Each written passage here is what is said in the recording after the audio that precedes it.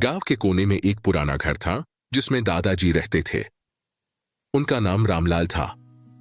उम्र लगभग 80 साल हो चुकी थी, पर चेहरे पर अब भी एक अजीब सी चमक थी। सफेद दाढ़ी और कांपते हाथों के बावजूद उनकी आंखों में अनुभव और ज्ञान की गहराई झलकती थी। रामलाल दादा का जीवन संघर्षों से भरा रहा। जवानी में उन्होंने खेतों में दिन रात मेहनत की थी। बारिश कम हो या ज्यादा, धूप तेज हो या ठंडी हवाएं, वे कभी काम से पीछे नहीं हटे। गांव के लोग कहते थे कि अगर मेहनत की मिसाल देखनी हो तो रामलाल को देखो। समय बीतता गया। बच्चे बड़े हुए, शहर चले गए। घर में अब केवल दादा और उनकी यादें रह गईं।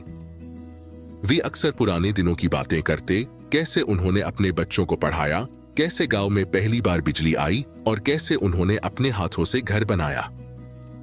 गांव के छोटे बच्चे दादा को बहुत पसंद करते थे। वे हर शाम उनके पास बैठ जाते और दादा उन्हें कहानियां सुनाते, कभी पंचतंत्र की, कभी अपने जीवन की। बच्चे मंत्रमुग्ध होकर सुनते और दादा की आंखों में चमक और भी बढ़ जाती। हालांकि उम्र ने उनके शरीर को कमजोर कर दिया था, पर मन अब भी मजबूत था। वे कहते, जीवन का असली सुख बांटने में है। जो ज्ञान और अनुभव मैंने पाया है उसे आगे देना ही मेरा कर्तव्य है। एक दिन गांव में एक बड़ा उत्सव हुआ। सब लोग दादा को मंच पर बुलाने लगे।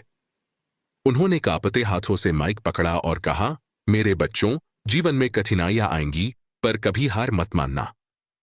मेहनत और ईमानदारी ही सबसे बड़ी पूंजी है। उनकी बातें सुनकर सबकी आंखें नम हो गईं।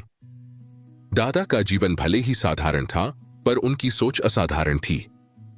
वे गांव के लिए प्रेरणा बन गए। रामलाल दादा की कहानी यह सिखाती है कि उम्र चाहे कितनी भी हो जाए, इंसान का अनुभव और प्रेम हमेशा समाज को रोशनी देता है।